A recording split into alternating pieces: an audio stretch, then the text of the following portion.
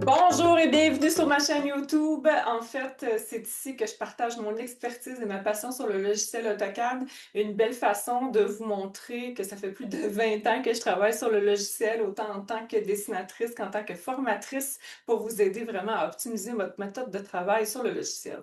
Donc, sans plus tarder, je t'invite à aller visiter ma page web au stéphanie-cadessar.com, mais je t'invite également à aller fouiller un petit peu sur mon formation avec un S .stéphanie-cadessar.com.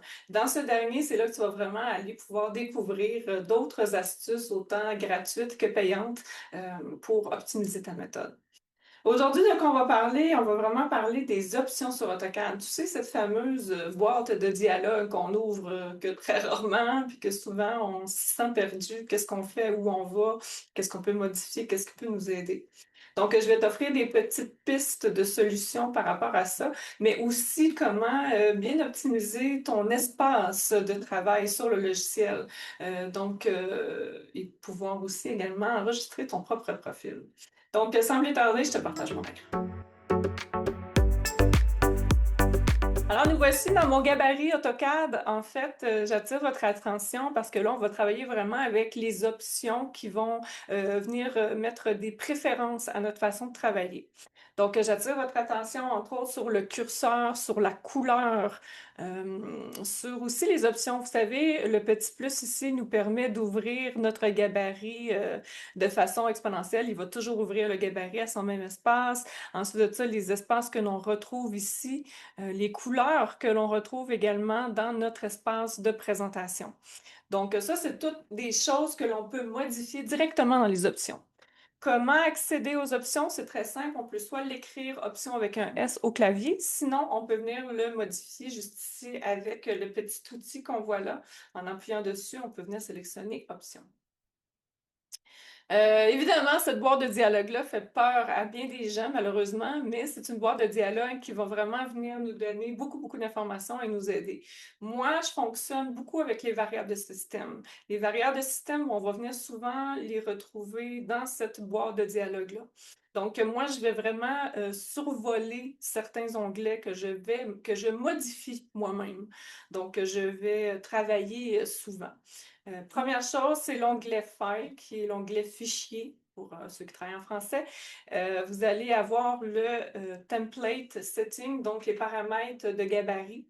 Ça, c'est vraiment de façon à venir peser sur le plus et que ça s'ouvre directement sur votre gabarit. Donc, ceux qui travaillent avec moi, quand je bâtis leur gabarit, je leur mets déjà une marche à suivre là, dans leur cahier de notes lorsque je leur rends leur gabarit final. Donc, ça, c'est vraiment une des premières choses que je fais. Très important, tout ce que l'on vient chercher dans ce chemin-là, tout ça, le fichier qui contient tous nos gabarits ne doit jamais être modifié d'endroit, ne doit jamais être modifié au niveau du nom également, parce que sinon, ça va venir modifier les fameux chemins d'accès là, qu'on a ici là, pour notre ouverture automatique. Ensuite, je viens dans Display. Display, c'est là ici que je change. Là, je vous parlais tantôt du fameux là, de mon curseur là, qui est très long. Là, c'est ici que je viens modifier la longueur. Fait que soit qu'on va avoir des lignes très courtes, soit que les lignes vont venir vraiment prendre 100% de mon écran. Ensuite, dans le Open and Save, moi, je mets toujours le AutoCAD 2010, car oui, j'ai encore des partenaires, collaborateurs ou autres qui travaillent avec d'anciennes versions. Donc, ça, c'est quelque chose qui peut quand même être intéressant à venir modifier.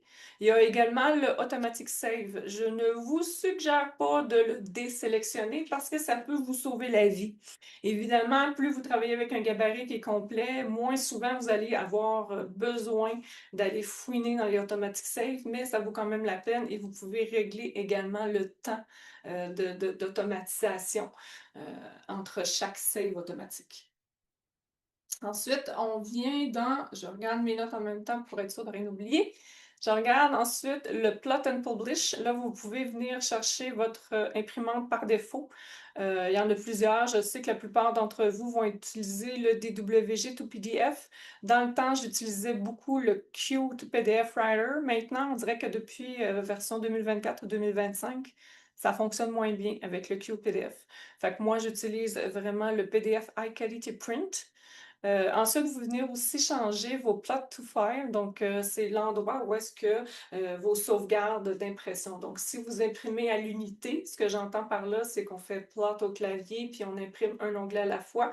Ça peut devenir intéressant. Moi, je travaille avec le Publish. Publish étant une sélection complète de plusieurs onglets ou tous les onglets. Et là, on vient imprimer seulement un seul cahier au lieu de faire plusieurs pages PDF. Et c'est intéressant de venir cocher, de le faire en background. Donc, c'est qu'il va travailler en arrière-plan de ton AutoCAD. Donc, toi, tu peux continuer de faire les choses pendant que la création des PDF se fait. Donc, ça, c'est quelque chose qui peut être très intéressant également à cocher. Le système, je modifie pas grand-chose, je garde pas mal les trucs qui sont là par défaut. Le User Preference, celui-là ici, ce que je vais vraiment plus travailler ou changer, c'est que j'ai parlé d'une capsule dernièrement sur le right-click pour avoir accès, entre autres, à ton menu contextuel. Donc, c'est ici que tu peux venir faire des petits ajustements de préférence.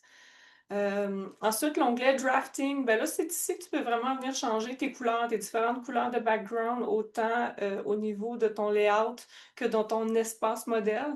Si tu travailles en 3D, évidemment, tu peux venir le faire également, tous ces espaces-là. Et là, ben, tu vas voir, ils vont venir sélectionner là, les différentes couleurs, là. Généralement, on va changer les backgrounds puis les paper backgrounds, tout ça selon où est-ce qu'on se situe. Et par la suite, ben, moi, je ne fais pas d'autres modifications. Il y a toujours de venir jouer avec les différents profils. Je suggère fortement de se créer un profil un coup que tous nos préférences sont changées. Autre chose de préférence, bon, le ruban, j'en ai déjà parlé, mais sinon, c'est l'accrochage au niveau de la barre des commandes. Souvent, AutoCAD, par défaut, va venir comme ça. Important de venir prendre le petit, vous voyez là, tous les petits points, c'est comme une poignée, et de venir l'ancrer, qu'on appelle, sur vraiment son espace de travail. Comme ça, c'est plus facile, on voit les informations de façon plus facile également. Autre chose que je suggère, c'est de garder toujours les présentations, les onglets de présentation sur une seule et même ligne. Donc, de séparer la ligne des onglets de la ligne de la barre des commandes ou des barres des tâches, selon comment vous l'appelez.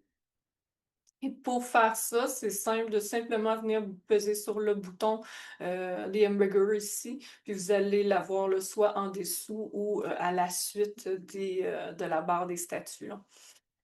Pour venir enregistrer son paramètre, on peut venir le faire là, soit dans les options, comme on l'avait ici tantôt, dans le profil. Donc, de venir vraiment créer une nouvelle option ici, de le mettre en courant. Sinon, on peut le créer également ici.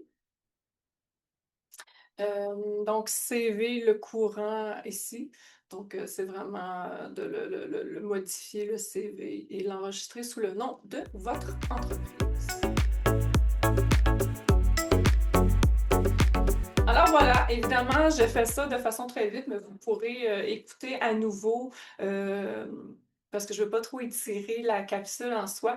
Donc, vous pouvez venir le réécouter à nouveau. Puis c'est pour ça que je survole vraiment parce que moi, je travaille, comme je disais tantôt, je travaille beaucoup avec les variables de système. Donc, je préfère juste montrer quelques petites options, mais c'est infini. Puis on peut également aller chercher, si vous travaillez en anglais, on peut aller chercher sur Google les différents onglets en français pour mieux comprendre. Parce que des fois, ça peut devenir difficile de bien saisir les fonctions que l'on coche ou on veut modifier. Donc voilà, c'est ce qui met fin à cette merveilleuse capsule, puis j'espère que vous avez aimé. Donc on se dit à la prochaine!